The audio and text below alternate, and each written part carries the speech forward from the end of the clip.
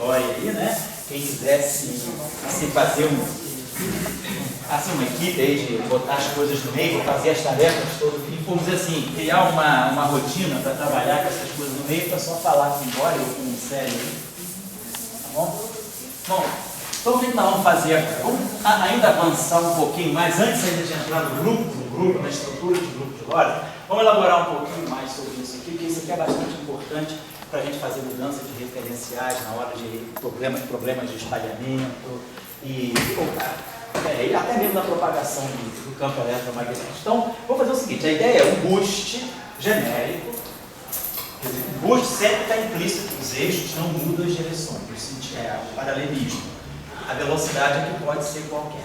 E vamos fazer o seguinte, então a gente tem um vetor, quer dizer, a gente definiu as transformações de Lorentz, né, para as coordenadas espaço-temporais.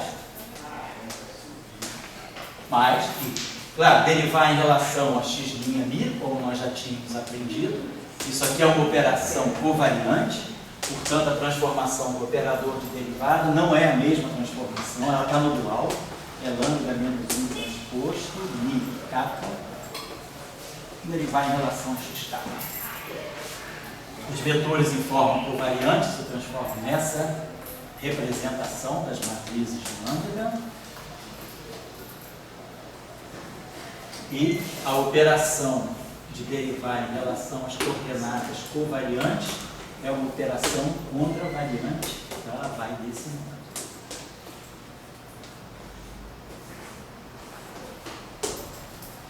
Bem, então isso aqui já é sabido por nós aí de outros momentos. Agora, claro, se isso vale para o vetor posição, isso vale para qualquer vetor. Então, se eu tiver qualquer vetor, um vetor qualquer genérico do espaço de Minkowski, né? Um vetor genérico que tem suas componentes V0, VI, que são os V's, ou na forma covariante, né? Que tem a mesma componente V0, não muda, mas aí as componentes covariantes embaixo, né, elas são menos as componentes euclidianas, isso aqui foi uma conversão que nós fizemos. Então, claro, esse vetor também ele sofre as mesmas transformações, a mesma lei de transformação. Então, esse aqui está em forma contravariante, vai com a mesma matriz e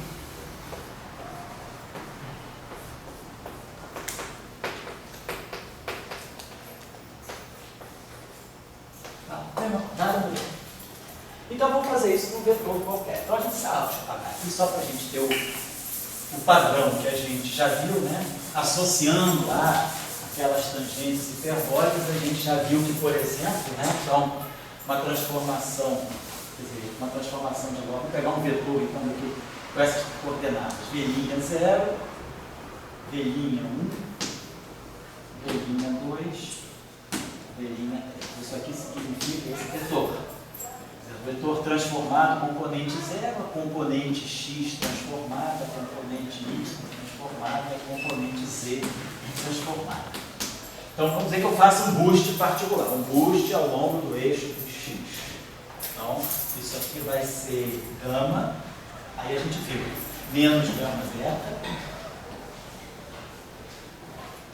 menos gama beta, gama 0, 0, 0, 0, 0, 0, 0, 0, 0, 0. Isso aqui é o cosseno hiperbólico de A, isso aqui o seno hiperbólico de A. Né? Nós temos que o cosseno hiperbólico de A nós acabamos chamando de gama, a tangente hiperbólica de A nós acabamos identificando como menos beta, né? Nesse caso aqui o beta x, e aí quem sabe a tangente hiperbólica sabe o cosseno hiperbólico, sabe que o seno hiperbólico de A, nesse caso vai ser menos,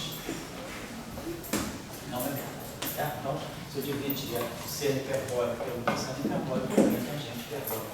Então, só para lembrar, isso aí foi a convenção que a gente fez para identificar os parâmetros. Então, a gente viu que o A, que era o objeto que estava na álgebra de Lie do grupo de Lorentz, ele tem essa interpretação. A sua tangente hiperbólica é interpretada como a velocidade relativa, né, ao longo do eixo do x. O parâmetro B, a velocidade relativa ao eixo dos y, e o parâmetro C, a velocidade relativa projetada no eixo Z.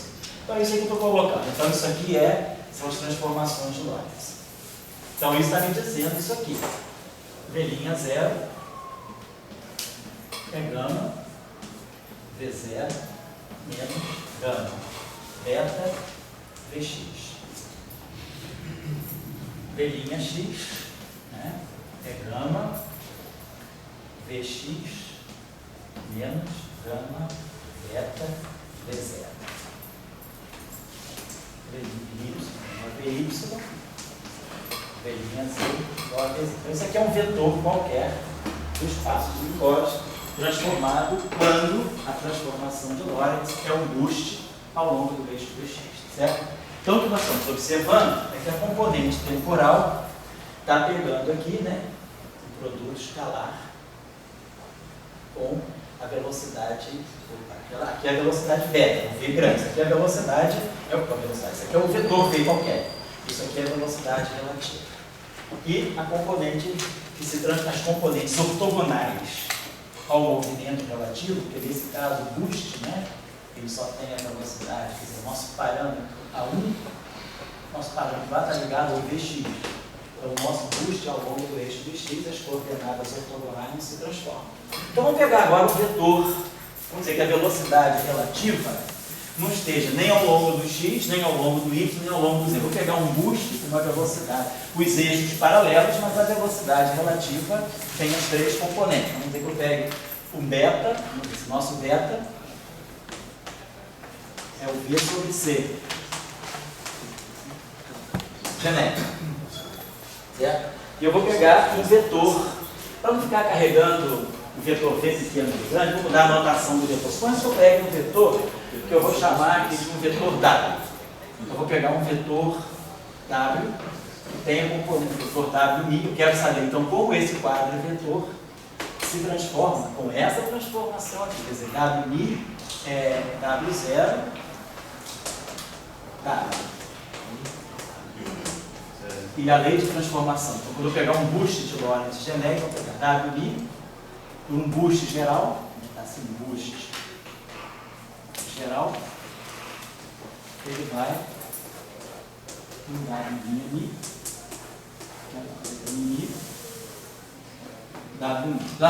então, vai depender desses parâmetros beta, das três velocidades relativas, das três componentes da velocidade relativa. A matriz lambda, né?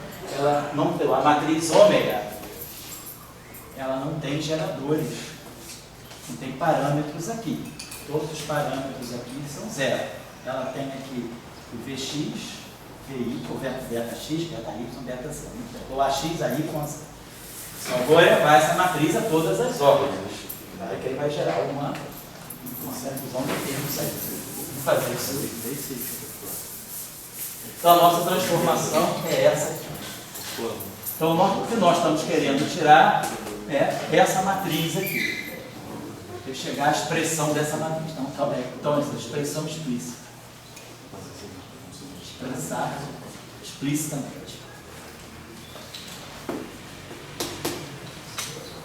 Então o que nós entendemos desse mecanismo aqui é que a componente do vetor que eu estou estudando, a projeção dela ao longo do boost entra na lei de transformação do tempo, da componente temporal. E depois as componentes ortogonais não entram. Então o que eu preciso nesse caso é ver, decompor, na verdade, o vetor W, né? É pegar esse meu vetor W e decompor esse vetor em duas componentes. Uma componente paralela ao movimento relativo e uma componente ortogonal ao movimento relativo. O que eu estou dizendo é isso. Eu tenho meu sistema de eixos aqui.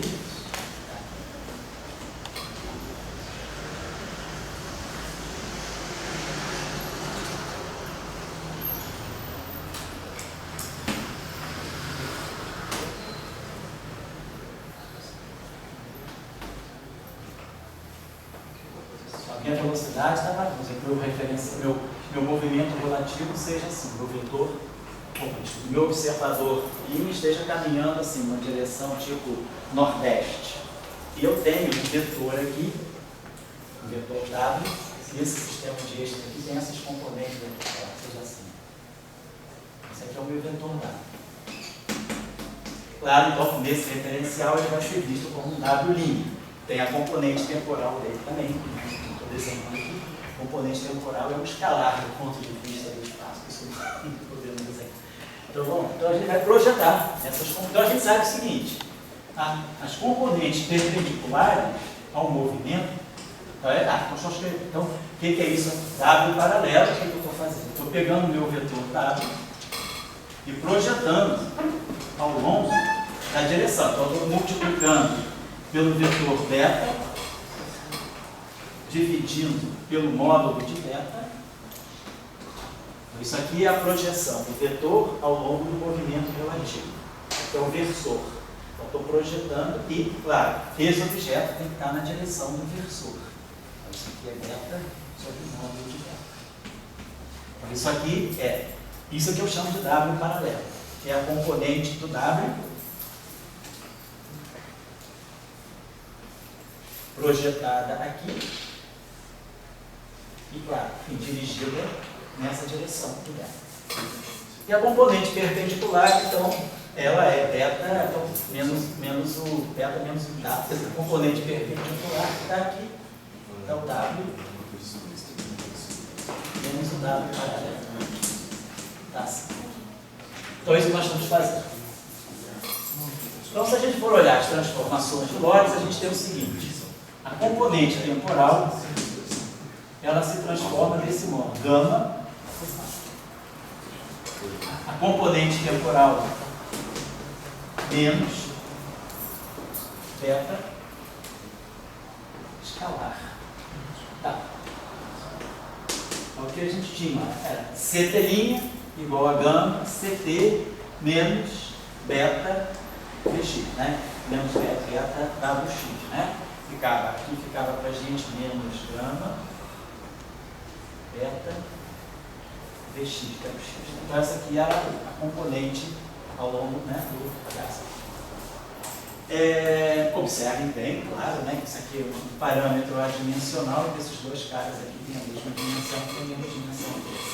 A componente perpendicular não se transforma. Então, as componentes, quando o boost ao longo do eixo de x, o vetor na componente y e na componente z não se transforma. E o vetor paralelo, a componente paralela, ela se transforma ao longo do movimento. Então, a componente paralela, ela vai ser gama, aí ficava o x, né, que é o W paralelo, é o Vx aqui, menos beta,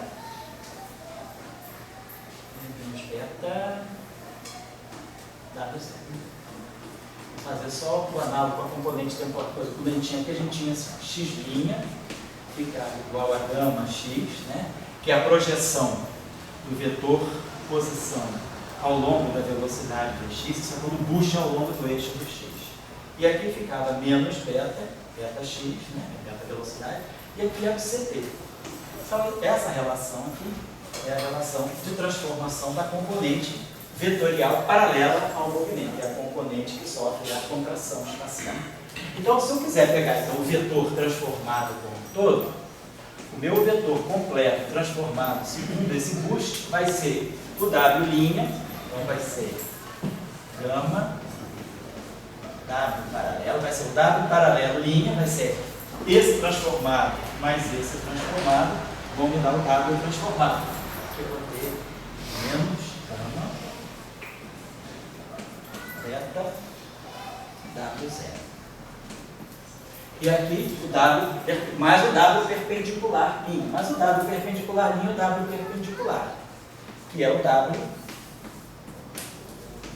menos o W paralelo. Eu opto por fazer isso. Então, isso aqui é o W paralelo linha, que Isso aqui é o W perpendicular.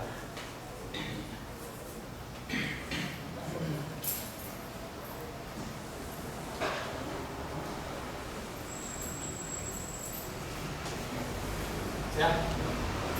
Vamos lá então. Aqui já vai sair uma boa tarefinha para o veículo aí, quem quiser fazer a tentativa no veículo. Então vamos lá. Então o vetor transformado como um todo, segundo o Bush, esse vetor aqui é um vetor W genérico.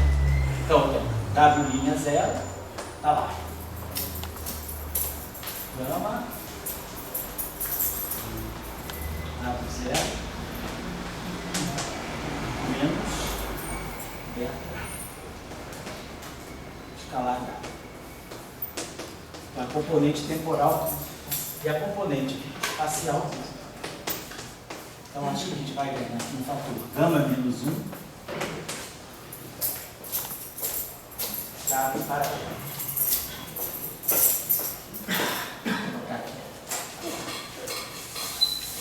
W, né? W.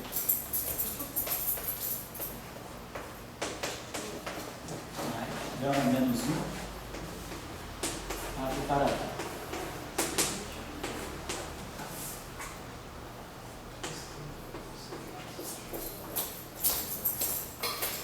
Menos gama beta 0, menos gama beta W0. Certo? Então a nossa lei de transformação vai ser essa, vamos escrever assim. W0 linha os Ws vetoriais são, né? Wx linha, W linha Y, W linha C. Então, vou ter que botar aqui uma matriz 4 por 4. Bem grandinha. Alexandre, você vai conseguir copiar? Fotografar. Vamos lá, né?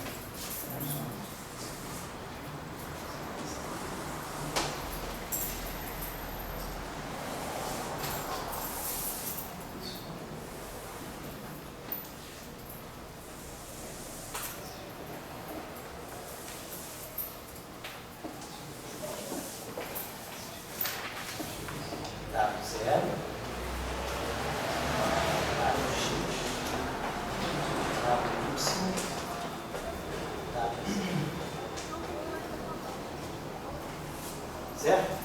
Então vamos lá. W0 linha. Ela vai pegar gama W0. Então aqui vai entrar um gama. Depois ela vai pegar gama beta X, WX, gama beta Y, WY, gama beta Z, WZ. Vai ficar menos gama beta X, menos gama beta Y, menos gama beta Z. E aí, é claro, esse WX, aqui, vamos fazer o seguinte, vou escrever isso aqui em forma mais explícita. Então, quem é esse W paralelo? Deixa eu apagar esse termo aqui, vou trabalhar esse termo aqui. Então, esse termo aqui vai ficar gama menos 1 sobre W paralelo, está aqui. Tem um beta 2 no denominador. E aí vai ficar beta escalar W na direção beta. Esse termo aqui. Gama menos 1 sobre beta. Blá, blá, blá. Então, o beta, então, o W0, né? O W0', o W' X, ele vai ter esse WX aqui, vai entrar o fator 1 aqui, ó. Esse 1 vai ter que pegar o WX. Mas o W'X, ele vai depender, então aqui vai ficar menos gama beta X W0. Esse termo aqui vai bater aqui para me dar. Estou pegando agora esse objeto projetado ao longo do eixo do X, ao longo do eixo dos Y e ao longo do eixo dos Z. Então ele projetado ao longo do eixo do X vai pegar esse WX aqui, então vai precisar 1, vai ficar WX vezes 1, WX aqui. Vai pegar esse termo aqui, vai acoplar com W0, menos gama beta X, W0, mais 1 WX, e agora vamos ter esse termo aqui projetado ao longo do eixo do X. Então, ao longo do eixo do X, aqui vai dar o produto escalar completo, que é beta escalar W. Então, aqui vai ficar Eu vou, então, essa expressão aqui, ela vai me dar o seguinte, só abrindo isso aqui é beta x, wx, mais beta y, wy, mais beta z, wz, obviamente. Agora, quando eu estou pegando a componente x, então aqui vai, tudo isso aqui vai aparecer multiplicando beta x, esse termo aqui. Isso aqui é beta x. Então, na direção wx vai aparecer um beta x ao quadrado, wx gama menos 1 sobre beta 2. Então, vai ficar mais 1 mais gama menos 1 sobre beta 2, que é esse termo aqui, vezes beta x ao quadrado, vezes wx. Tá? Mas a componente wx vai depender também do wy. Tá? Então vai aparecer gama menos 1 sobre beta 2, beta y, beta z. Tem sinal mais gama menos 1 sobre beta 2, beta x, beta y vezes wy. Mas isso tudo no wx. Estou pegando a componente x, porque a componente x, essa aqui é um produto escalar, então vai ter as três componentes. E o beta x está aqui. Então eu vou ter a componente wy vai aparecer no wx e a componente wz vai aparecer no w'x também. Aqui vai aparecer gama menos 1 sobre beta 2, beta x, beta z.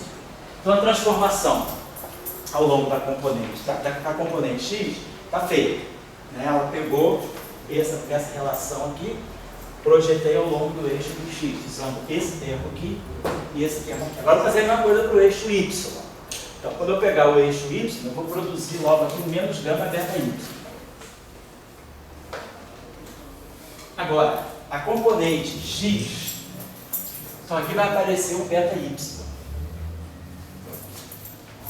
Então, a componente y lá vai pegar um wx, vai pegar esse termo aqui, gama menos 1 sobre beta 2, beta y, beta x. Depois a componente wy aparece com beta y ao quadrado, igual a isso aqui, mais um 1. Vai aparecer o w' vai ser wy mais, então vai aparecer um 1 aqui na frente do wy. Mais gama menos 1 sobre beta 2, beta y ao quadrado. E aqui vai ficar gama menos 1 sobre beta 2, beta y, beta z.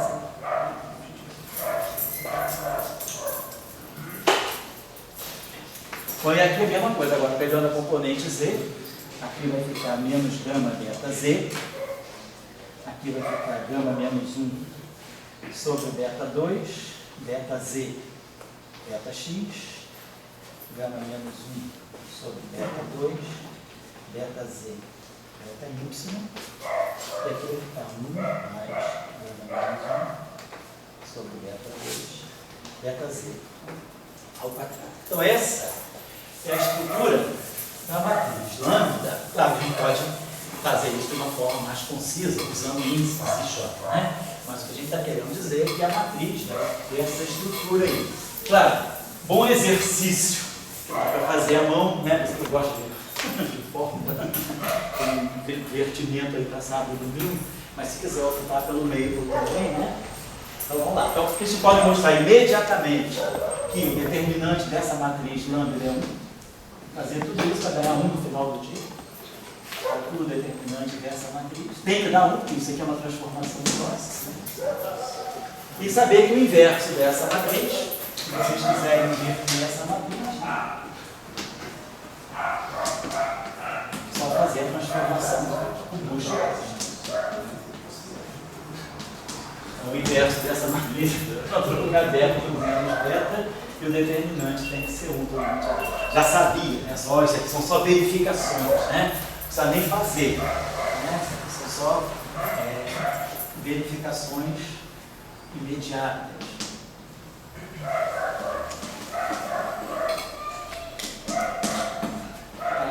Como deveria ser. Vamos colocar essa matriz, então essa aqui é um boost, né? A gente pode colocar essa matriz da seguinte maneira. A gente pode dizer que a matriz lambda mini, ela tem essa estrutura aqui. Vou fazer assim. Aqui nós vamos ter gama. Aqui nós vamos ter menos gama beta. E aqui menos gama beta. Quer dizer, isso aqui é um elemento, isso aqui é uma matriz linha, uma linha e 3 colunas, isso aqui é uma matriz coluna com 3 linhas e uma coluna. Então isso aqui é uma matriz 1 por 1, 1 por 3, 3 por 1 e aqui é uma matriz 3 por 3, lambda e J. Então, você pode escrever essa matriz lambda e J assim. Essa matriz lambda e J está aqui. A diagonal dela é sempre 1 mais essa velocidade ao quadrado. A gente pode dizer o seguinte, a diagonal dessa matriz é... Essa matriz vai poder sempre ser escrita na diagonal como delta. Esse delta e J só vai aparecer mesmo quando I for igual a J. Esse 1 só vai aparecer na diagonal. Aí vamos aparecer aqui mais gama a menos 1 sobre beta 2. Aí, na diagonal vai aparecer beta I, beta x ao quadrado, beta y ao quadrado, beta z ao quadrado. Fora da diagonal o delta vai ser 0, vai se manter o gama menos 1 sobre beta 2, mas vai aparecer sempre. Então vou fazer o seguinte, olha só. Esse beta x que está aqui, né, então eu posso fazer o seguinte, esse beta x ao quadrado, ele é beta x, ele é beta 1. Vamos passar isso para a notação contravariante. A componente x do vetor, né, vocês estão lembrados disso? Quando eu pego o vetor beta, ou qualquer vetor, a gente está dizendo, a gente pega um quadro de vetor qualquer, WI, né? Para nós a convenção é essa. Aqui é a componente temporal W0, tanto faz ser em cima quanto embaixo. Mas a componente espacial em cima do espaço do Minkowski é que é associada com as componentes euclidianas. Então, W1 em cima é o WX, W2 em cima é o WY, W3 em cima é o WC. Se eu colocar esse índice embaixo, a métrica me bota um sinal menos. Então, vamos fazer o seguinte, como a gente está mantendo essa convenção aqui, mantendo essa estrutura para manter vamos dizer assim, essas posições no espaço do Minkowski, vamos dizer, esse beta x que aparece aqui, cada beta x é o beta 1 em cima, beta 1. Então isso aqui é beta 1 em cima, isso aqui é o beta 2 em cima, isso aqui é o beta 1 em cima, isso aqui é o beta 3 em cima. Agora, esse beta 1 em cima é menos beta 1 embaixo. Esse beta 2 em cima é menos beta 2 embaixo. E esse beta 3 em cima é menos beta 3 embaixo. Então, se eu quiser, manter essa estrutura de posições de índice, o espaço do Minkowski, então, esse índice, a estrutura dessa matriz lambda está assim, né? Nossa transformação, como a gente viu lá, a transformação de qualquer vetor, ela é feita por essa matriz de Boost acima. Ou seja, então se eu pegar a componente, por exemplo, W'X, que é o W'1 em cima, ela vai ser lambda 1 mi, W'. Isso aqui é a transformação da componente x desse vetor. Agora esse índice aqui caminha de 0, então isso aqui é lambda 1, 0, W0, mais lambda 1, 2, W2, e assim vai, lambda 3, W3, lambda 4, W4. Esse que eu estou querendo colocar. Estou mantendo lambda nessa posição, os índices I e J nessa posição. Por isso que eu estou optando por fazer essa operação. Aqui é a mesma coisa. Esse beta x em cima aqui, né, se eu quiser, então, se eu quiser, esse beta x em cima, aqui é 0, 1 embaixo. Quer dizer, esse índice aqui, essa matriz aqui, ela está nessa estrutura. Esse elemento aqui é lambda 0, 0. Esse elemento aqui é lambda 0, 1. Que é o lambda 0, 1. Então, se eu quiser escrever esse lambda 0, 1 embaixo, deixa eu apagar isso aqui. Então, esse menos beta x é o beta 1 embaixo. Esse menos beta y é o beta 2 embaixo. E esse menos beta z é o beta z embaixo. O espaço do Minkowski. Então, oi? Beta 3. Obrigado. Então isso aqui é lambda 0, 0. Isso aqui é o lambda 0, 1. Tá? Então, vamos dizer, então, como eu estou colocando esse índice aqui, então desculpa, deixa eu apagar isso aqui. Como esse índice está embaixo, como a gente está com essa estrutura aqui, lambda 0, 0, W 0. Perdão. Depois eu vou ter lambda 0, 1, W 1. Então vamos fazer o seguinte, como estava aqui, desculpa, estava menos gama beta x, menos gama, vou voltando aqui um instantinho só, menos gama beta y, desculpa se eu estou fazendo confusão, tá? Mas eu quero manter esse padrão aqui. Então se o lambda 0, esse cara está embaixo, esse cara tem que estar então que está certo. Então isso que está aqui, ó, é o lambda 1, W1, isso aqui é W2, isso aqui é W3, legal. Então eu quero manter essa estrutura aqui. Então, esse cara que está aqui, esse beta x que está aqui, é isso que eu preciso disso aqui. Eu preciso botar o lambda 0, 1 embaixo. Então tá certo. Então, esse 0 está em cima, o 1 vai estar embaixo e o lambda 1, o W1 vai estar em cima. Então, eu vou dizer que isso aqui, então eu vou chamar isso aqui, esse menos beta x, ele é o beta 1 embaixo. Então, isso aqui. Então, esse elemento aqui é o lambda 0, 1, beta 1 embaixo. Esse aqui é menos beta y embaixo é o beta 2 embaixo. E menos beta z é o beta 3 embaixo. Nossa, vai ficar melhor, porque aí segue exatamente esse padrão. Lambda 0, 0, lambda 0, 1, 0 em cima, 1 embaixo, lambda 0 em cima, 2 embaixo, lambda 0 em cima, 3 embaixo. Vezes. Aqui, a mesma coisa. Então, esse pedaço aqui, esse terminho aqui é lambda 1, 0, W0. Lambda 1, 1, W1. Lambda 1, nós estamos vendo essa estrutura. Lambda 1, 2, W2. Então vamos colocar. Então, esse cara aqui é lambda 1, 0. Então, esse cara aqui esse cara aqui eu vou poder colocar. Então, isso aqui vai ser o lambda 1, 0. Vamos chamar esse beta x, então talvez fosse bom. O 1 está embaixo, então vai ficar a mesma coisa, esse menos beta x embaixo, exatamente, é o 1 embaixo. Menos beta x é o 1 embaixo. Eu vou ter lambda 1, 0, então isso aqui é lambda 1, 0, lambda 0 e assim vai. E aqui eu vou ter essa estrutura, lambda 1, 1, então 1 em cima, 1 embaixo. 1 em cima, 2 embaixo, 1 em cima, 3 embaixo. Tá certo. E aqui é a mesma coisa. Vou botar menos beta. Isso aqui vai ficar menos beta 2. Então, beta y embaixo. Eu vou botar o beta 2 em cima, no sinal menos. E o beta x embaixo é o menos beta 1. Então, beta x menos beta x embaixo é o beta 1. Né? Certo. Então, ficou o beta x. É o que eu tinha. Isso aqui era beta y, beta x.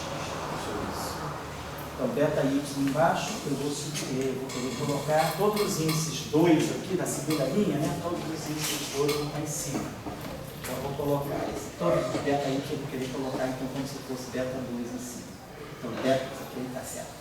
E esse aqui é menos beta x, que é esse beta x aqui é o beta menos beta 1 embaixo. Vai ficar mais aqui. Então, e aqui é a mesma coisa, beta y, beta y. Eu vou botar um em cima e um embaixo. Então vai ter um sinal menos aqui. Vou botar beta 2. Dá para confundir beta 2 do beta ao quadrado. Ou seja, a gente fazer isso aqui para não confundir. Isso aqui é a componente 2 do beta. E assim vai. Então a gente vai colocar isso aqui nessa forma. Delta J mais gama menos 1, beta I, beta J. Isso provavelmente está com sinal. Então, essa é a estrutura que eu tenho. Eu posso trabalhar com essa matriz desse modo. Fica mais fácil, inclusive, se vocês quiserem calcular o determinante dessa matriz, né? Calcular o determinante de uma matriz assim, a mão é mais fácil do que abrir o termo aqui. Se eu pegar uma matriz assim, eu pego uma matriz A, B, C, D. Eu pegar uma matriz genérica assim. Suponha que essa matriz tenha a seguinte estrutura. Essa matriz aqui seja quadrada. Isso aqui é uma matriz 1 por 1, em vez de ser uma matriz quadrada. Vamos dizer que essa matriz aqui seja M por N. Então, essa matriz aqui tem M linhas e M colunas. Essa matriz aqui vai ter M linhas e M colunas. Essa matriz não necessariamente é quadrada. Essa matriz aqui tem M linhas e M colunas. Essa aqui tem as mesmas M linhas, mas tem M colunas. Então, essa matriz aqui, ela, no final do dia, tem M mais M colunas. Depois, aqui embaixo, essa matriz aqui, eu vou querer que seja M por M, para seguir as colunas dessa. Então, se essa matriz aqui é M por N, essa matriz aqui vai ter M linhas e M colunas. Aí eu tenho, então, uma matriz com M mais M linhas por uma matriz. Essa matriz, como um todo, é quadrada. Confere aí, gente, né? Vamos ver. Então, essa aqui ela tem M linhas e M colunas. M linhas, então, as linhas estão todas casadas, daqui para cá. M colunas mais M colunas. Daqui, eu tenho N linhas e M colunas. Então, eu tenho as N linhas casadas, M mais M. Então, tá certo. Eu tenho uma matriz M mais M por uma matriz M mais M. Essa matriz aqui não precisa ser quadrada. Essa também não precisa ser quadrada. Mas essa matriz é quadrada e essa matriz é quadrada. Então, suponhamos que eu conheço o determinante dessa, o determinante que eu quero, posso calcular o determinante de matrizes quadradas. Essa aqui não tem sentido calcular se ela não for quadrada. O que está acontecendo aqui? Essa matriz aqui é um número, é uma linha, uma coluna, é o 0, 0. Essa matriz aqui é uma matriz linha, uma linha, 3 colunas. Essa matriz aqui são 3 linhas e uma coluna. E essa matriz aqui é 3 por 3. No final do dia, essa matriz é 4 por 4. Então, isso aqui é uma linha, uma coluna, 3 colunas e 3 linhas, uma coluna, 3 colunas. É uma matriz dessa estrutura. Como é que eu posso calcular o determinante dessa matriz sem precisar fazer muita coisa? Sabendo mais ou menos esses determinantes aqui. Eu posso fazer o seguinte: vamos imaginar que ele tem uma matriz assim. Vamos pensar que a gente possa fazer o seguinte. Então, essa matriz aqui, para mim, que está em submatrizes, né? A, B, C, D. Vou tentar que a gente possa fazer o seguinte. Digamos que a gente faz, ela tem 4 elementos, tem 4 submatrizes. Então, eu vou ter que parametrizar essa matriz por um produto de 4 matrizes. Um produto de 2 matrizes, mas com 4 matrizes independentes. Alguma coisa que é determinante fácil, por exemplo, essa matriz aqui, se eu pegasse 1, M por N. 0, por exemplo. Aqui a matriz é X. E aqui a matriz identidade é M por N. E aqui N por N. Suponhamos que eu fizesse algo desse tipo. Eu vou escrever essa matriz assim. Por quê? Essa matriz aqui tem um determinante fácil. O determinante dela é 1. Isso aqui é 0. Então, se eu calcular, agora eu tenho que jogar esses parâmetros para cá. Então, vamos dizer que eu vou escrever essa matriz assim: Y, Z, 1, aqui vai ficar 0, e aqui nada. Vamos ver se é possível fazer essa parametrização. Eu vou distribuir A, B, C e D dessa forma. Vamos ver isso aqui. Isso aqui me daria o seguinte: Y tem que ser A. Isso vezes isso tem que ser A. Vamos ver se essa parametrização é boa. Depois, essa matriz aqui está me dizendo que Z tem que ser igual a B.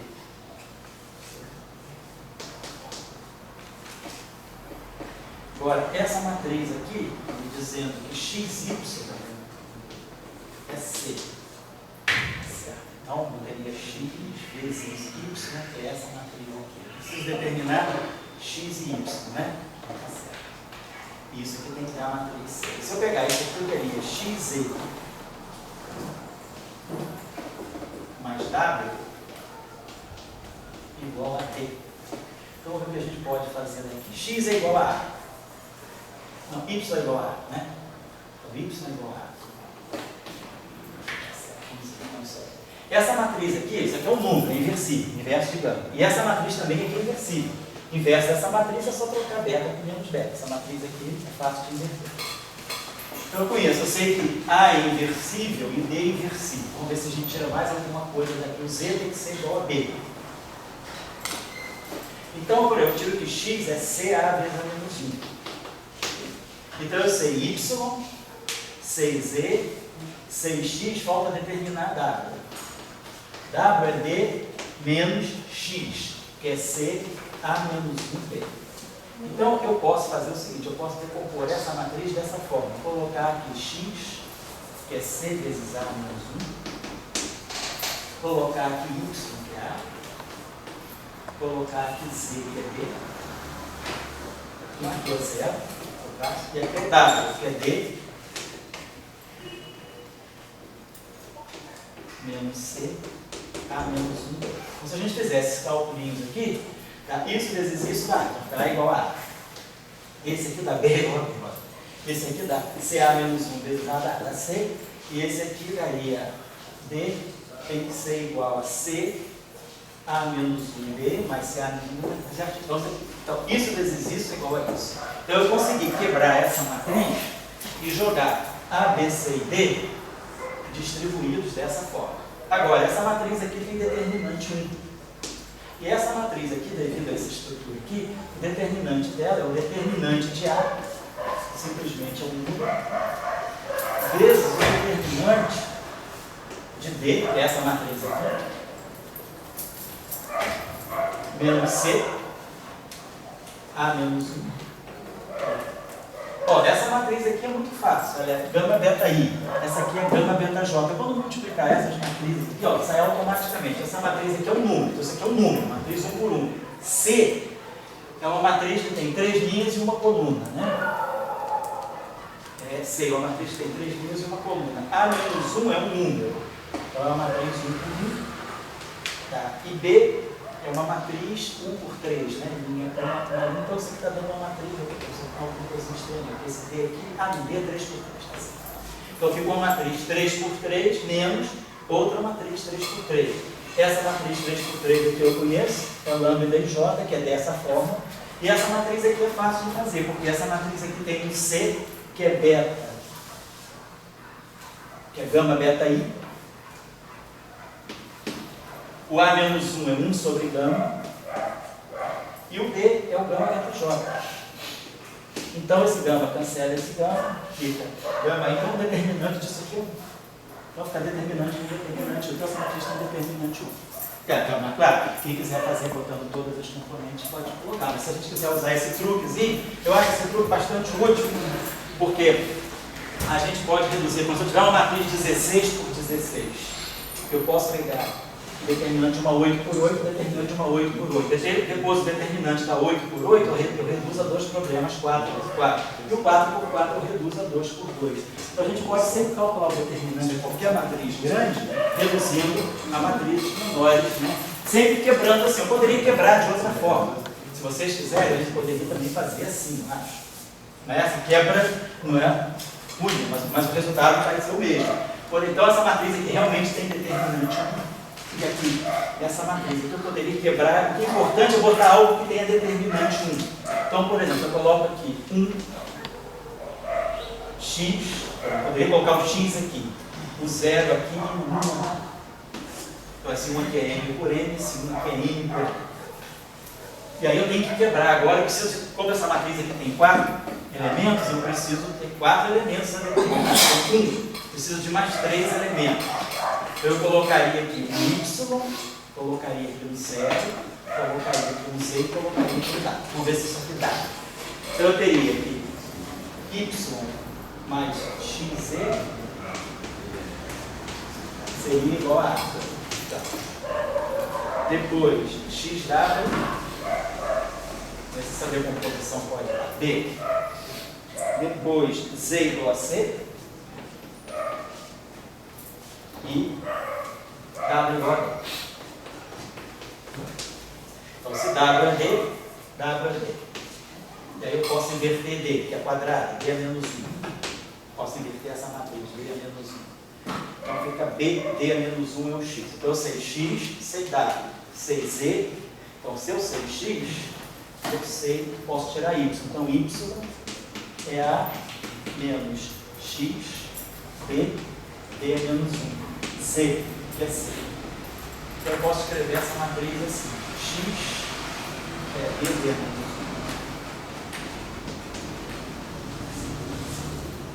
1. Y é A menos B, D é menos C. É o Z, C. E o W.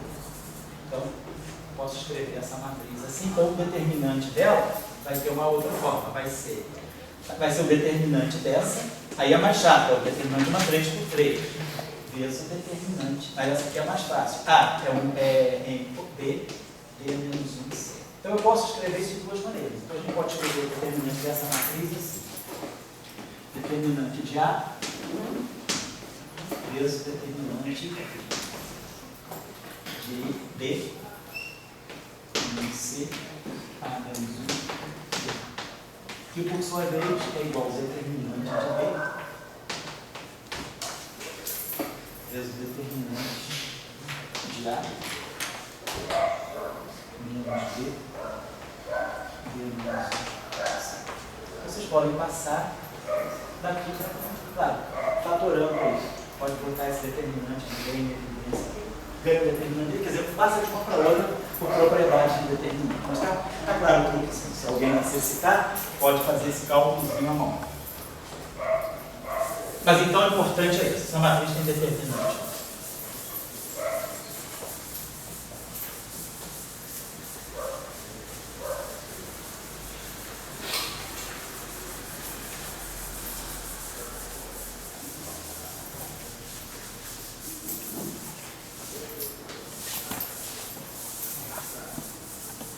Então o boost está feito, eu vou deixar o seguinte exercício para vocês.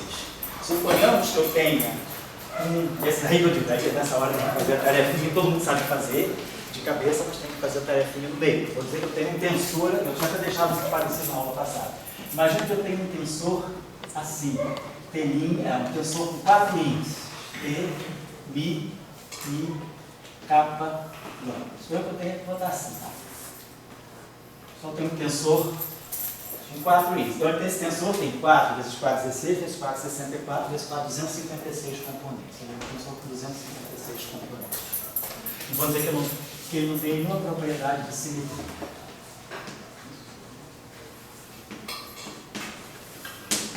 Então, eu quero fazer, então, suponho que eu esteja no sistema de referência, então eu conheço essas componentes. Então, no meu referencial, que eu vou chamar isso aqui, sistema de referência S, esse tensor tem os seguintes componentes: T, 0, 0, 1, 2, igual a alfa, T, 0, 1, 0, 2, igual a beta,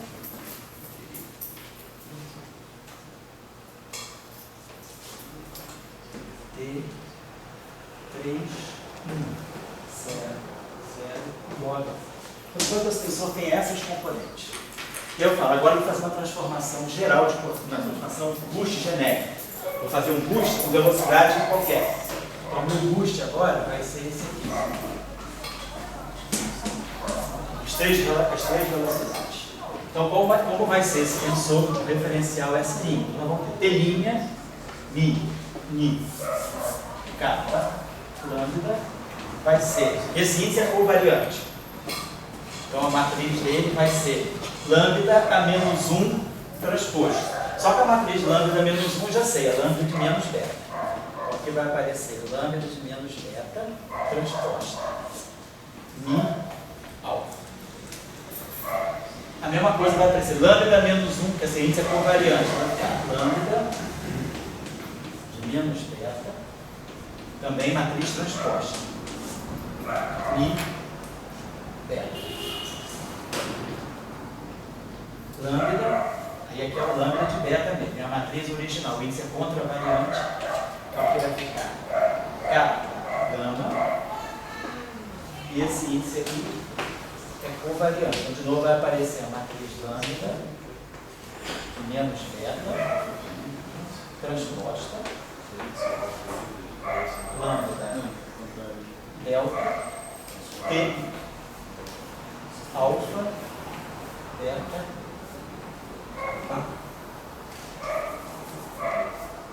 é alfa, beta, já foi misturado aqui, vocês vão gama. Então, esse tensor aqui é o tensor original, que só tem essas componentes não triviais. E esse tensor aqui é o que eu quero achar depois de fazer essas transformações. Então, claro, todo mundo sabe fazer, só somar os índices todos, só para dar trabalho. Talvez o Maple possa ajudar a reduzir essa tarefa. Essa tarefa aqui é para pessoas imbecis como Maple, ok? Não, todo mundo aqui não é imbecil, então ninguém precisa fazer. Só saber fazer. Sabe fazer, sabe. Não precisa fazer. Coloca o Maple para fazer, se alguém quiser. É um exercício que não leva a nada, tá? Não tem nenhum significado físico. É só para aprender a mexer com os índices nas representações corretas. Agora, um exercício mais interessante poderia ser esse. Suponhamos que eu vou querer depois calcular o campo elétrico de uma carga num referencial onde ela está se movendo. Medir com aceleração, como é o caso, né, do sistema de coordenadas de Rindler. Vamos ver então vamos supor que eu tenho uma partícula, está no referencial de repouso. Então a tarefa é também bastante simples, mas essa tarefa é a seguinte.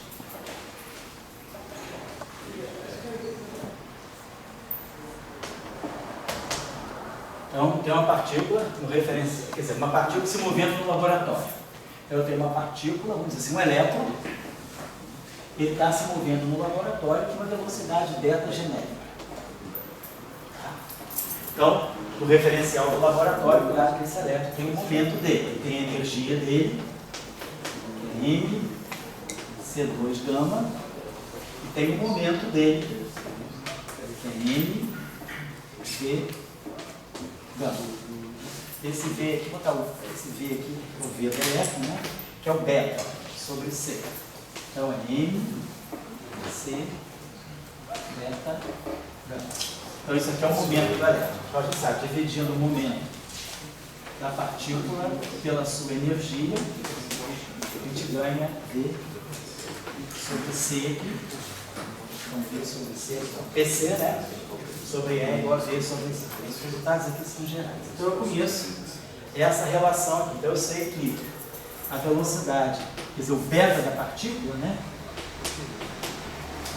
Beta do referencial onde a partícula está se movendo, quer dizer, a partícula tem movimento retilíneo uniforme no laboratório, então essa velocidade uniforme dela é o momento, é a velocidade da luz sobre E. É a raiz quadrada, né?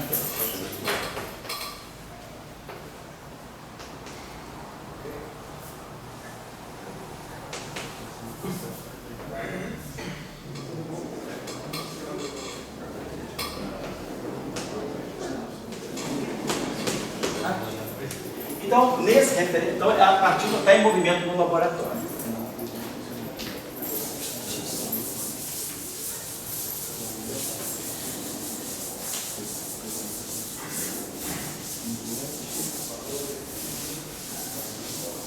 Suponhamos, então, que no referencial da partícula, ela tem um vetor, por exemplo, o elétron. O elétron, no referencial de repouso, o spin do elétron pode estar, sei lá, um vetor S. É um vetor que vai o spin do elétron no referencial de repouso. Ele pode estar apontando, né, numa direção ou então suponhamos que eu tenha, né, um spin do elétron no referencial de repouso. Então, isso aqui no referencial de repouso do elétron, né, então, tem esse SI. O SI dele seja zero, componente zero, e ele tenha um spin S. Um vetor qualquer. O referencial de repouso dele, o spin é S.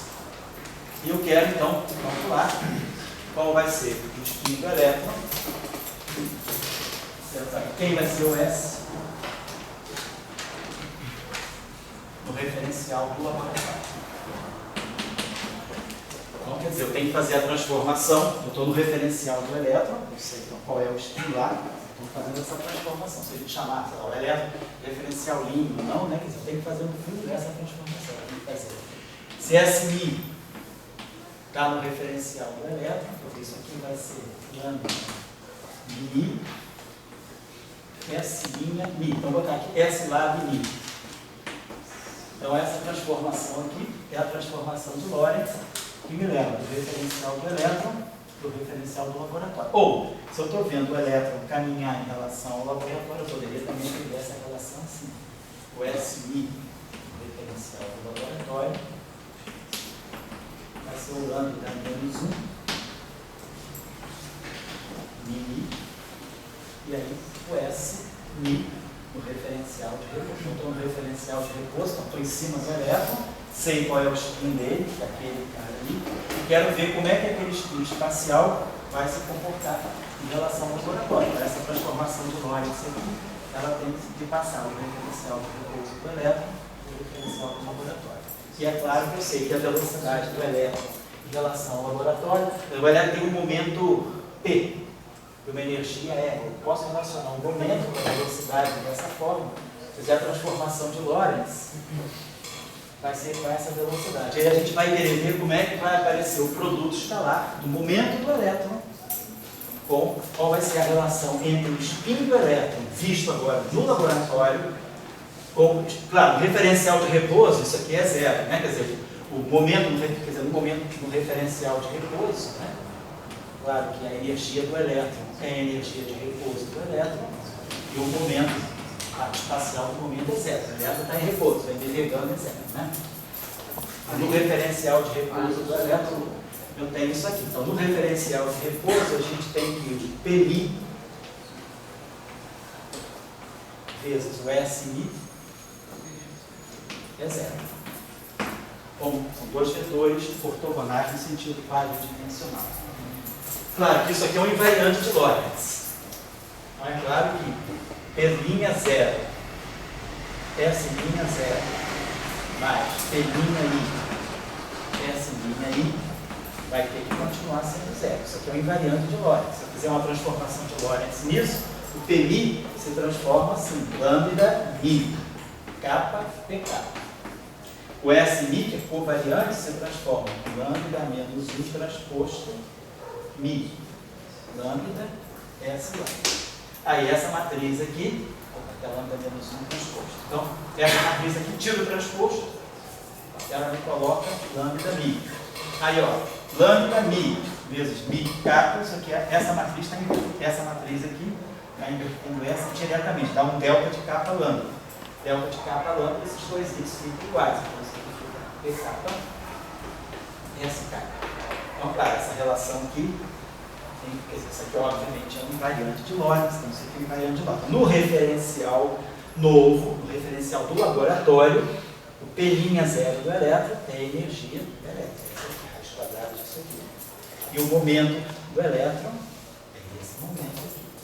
Eu estou querendo saber quem vão ser os S e o S. Claro, vocês vão sair calculando por aqui. Quem sabe o S no referencial de repouso, sabe fazer a transformação, quer dizer, se eu estou no referencial de repouso, o meu laboratório está andando para trás com a velocidade menos beta, o lambda é menos 1. Tira a transformação do spin. Então vai ficar fácil. Vai tirar uma transformação do spin em função daquela minha matriz lambda grandona. Aquela matriz lambda tem todas as componentes, tá? Não é um embustezinho ao longo do eixo do X lá. Mas todo mundo vai poder fazer. Aí quando colocar aqui, tem que dar zero. Isso aqui não é para calcular o spin no referencial do laboratório, isso aqui é um teste. O cara vai calcular o spin no referencial do laboratório, vai sair por aqui. Aí depois de feito esse cálculo, ele sabe que isso aqui, como é zero no referencial de repouso, isso aqui tem que ser zero no referencial do laboratório. Aí ele já sabe quem é o momento, a energia do laboratório e o momento do laboratório. Ele calculou a componente zero do spin no referencial do laboratório e calculou a componente espacial do spin agora no referencial do laboratório. Vai colocar aqui, isso tem que ser zero. Só um teste de consistência. O cálculo está feito. Certo? Então, aí se a gente pode observar. Oi? Você botou o Mi no repouso, ele botou o espacial no laboratório. Aqui? Não, em cima. Em cima. É. A componente espacial O dele. que é o spin para você? Não, a componente espacial dele. Esse spin é o MZ, né? Hã? É a componente do spin MZ, né? Esse S é o MZ, né? O que é, né? Agora a pessoa fala de forma. Diz Não. os teus símbolos, o que significa? Não é o J, o J mais um. Que cavalo é essa? Que J é essa? Não, não falo do J. Eu estou falando do componente de spin, é isso que eu estou falando. Isso. Não, é o M. Que M? O M M é massa para mim. Para você o que? M de Maria? é o segundo número quântico. Cuidado com as formulinhas. Segundo número quântico. De quê? A componente do spin. A gente pode tomar o nosso spin é Observe. J. E a Isso para componente... você então, é o alto valor. O problema é alto clássico. valor. O problema é clássico. Não tem mecânica quântica aqui. Sim. Estou falando do spin clássico. Sim. Então não tem MZ, não tem JZ, não tem terceiro. Tem um vetor. Tá, mas ali, esse lado ali não é S-rep, não? Esse aqui é o repouso. Não, mas ali... No referencial, esse aqui é o spin do referencial de repouso. Não, mas ali se botar esse lado, esse Aonde? ali. Aqui? Desculpa, então, desculpa. Eu estou falando besteira. Ele tá dentro... Não, você pegou o bonde. O que eu estou querendo dizer é o seguinte: esse aqui é o spin do referencial de repouso. No referencial de repouso, o spin é um conceito eminentemente space-like. O spin não tem componente temporal. A componente temporal do spin ela é adquirida por efeito de movimento. O spin ele é intrinsecamente, por default, um conceito espacial. Então, se você está no referencial de repouso, o elétron não tem isso aqui, só tem essa polarização, esse spin. Isso no referencial do repouso. Eu quero calcular esse objeto agora no referencial do laboratório. Quero ver como é que isso vai aparecer no laboratório, por efeito de movimento. Então, tipo, eu pensei que você estivesse associando, mas isso não. Não, isso aqui não, isso aqui eu quero calcular. Desculpa, foi mal. Então eu quero calcular isso aqui no referencial do laboratório. Agora, no referencial do laboratório, uma partícula agora está em movimento. Então esse spin, você vai ver qual é o movimento dele, se ele precessa, por exemplo, em torno do movimento. Então quando você tirar por essa equação aqui, a quem é o spin no referencial do laboratório, ou seja, quem é o S', né? Estou botando lá, mas poderia colocar assim, linha poderia ser laboratório. Então estou colocando aqui. Então quando você tirar o spin no referencial do laboratório, claro que vai aparecer um componente temporal. O spin tem componente zero no referencial de repouso. Mas aí a gente já sabe que a componente temporal ela fica assim. Qualquer vetor, W' 0 é gama, W0, menos beta, escalar K. Então, se isso aqui está no referencial de repouso, isso aqui está no laboratório, então isso significa que o S laboratório, componente zero, eu estou chamando linha laboratório. Aqui é o gama do elétron, no referencial de repouso isso aqui é zero. Então isso vai ficar menos gama, beta. Mas quem é beta? Beta é P. Beta é PC sobre E. E aqui, escalar S. Então você já está vendo que no referencial do laboratório, a primeira componente temporal do spin aparece às custas, né, do momento da partícula e do spin que ela tem no referencial de repouso. Agora você vai ter que fazer a mesma coisa para o referencial, para o spin. Agora você vai ver o spin no laboratório. E aí, claro, esse spin no laboratório, que é a parte espacial, ele vai vir com aquela matriz lambda que a gente tinha aqui, aquele lambda de J. Então vão aparecer aqui vai aparecer beta I, beta J, então beta I é PI C sobre E, beta J é PJC. Então vão aparecer aqui os produtos do momento com o spin. Então você vai ver como é que vai ficar o spin agora no referencial do laboratório. Claro, não sei? É isso que o spin no laboratório e o spin no momento do laboratório. Isso. Aí, isso aqui no referencial de repouso é zero. Porque no referencial de repouso, o momento é só energia de repouso e o momento linear é zero. No referencial de repouso, o spin não tem componente temporal, só tem componente espacial. Então isso aqui é óbvio, 0 vezes 0, 0 vezes 0. É 0 vezes isso, S vezes 0, dá 0. Então isso aqui no referencial de repouso é 0. Mas isso aqui é uma afirmação, se ela vale, como isso aqui é uma grandeza escalar, se ela vale no referencial de repouso, ela vale em qualquer referencial. Então, essa relação aqui, ela é uma relação de verificação. Depois que você calcular as componentes transformadas do spin no laboratório, você coloca aqui, que isso aqui é um momento nula energia no laboratório e um momento no laboratório. Claro, só para fazer o cheque, se o teu cálculo está certinho, tem que dar zero, certo? Não é para determinar o spin. Legal? Então fica esses exercícios. Vamos fazer uma outra tarefinha agora, que é menos simples, já estou apagando aqui, deixa eu botar um detalhinho. A outra tarefinha vai ser a seguinte: suponhamos agora que eu esteja no referencial também do de repouso, uma partícula, estou no referencial de repouso. E essa partícula no referencial de repouso, ela tem associada a ela um tensor antissimétrico, vamos dizer assim, um tensor antissimétrico T' no referencial de repouso, tal que T00,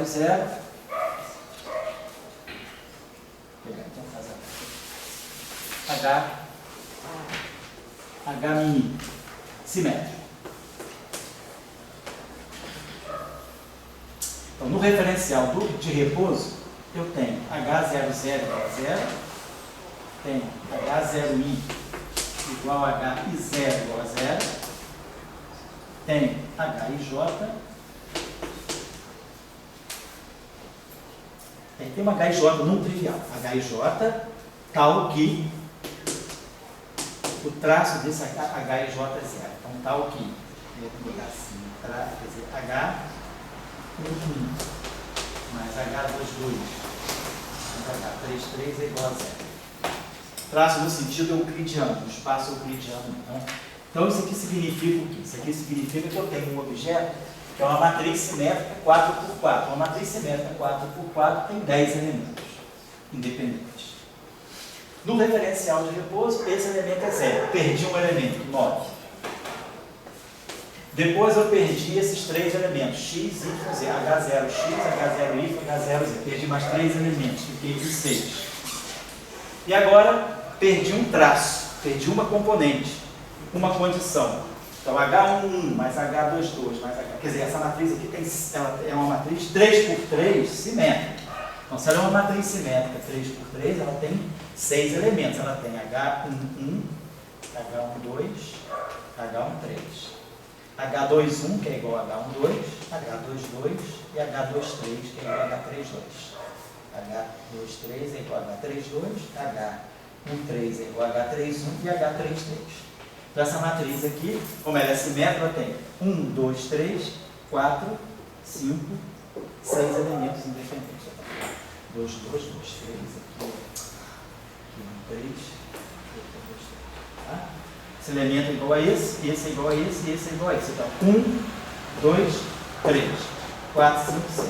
Só que a diagonal, a traça é 0. Então, esse cara aqui, por exemplo, seria menos H1, menos H2. Então, eu estou descrevendo um objeto com 5 componentes independentes. Bem claramente, um objeto com 5 componentes independentes, né? Poderia ser as 5 componentes de polarização de um spin 2. 2S mais 1. E agora tem a tua formulinha, 2N mais 1, 2J mais 1, 2S. 5 componentes. Eu estaria, por exemplo, descrevendo o estado de spin de um gráviton, por exemplo. Então, no referencial de repouso, vamos supor que eu tenho um gráviton massivo.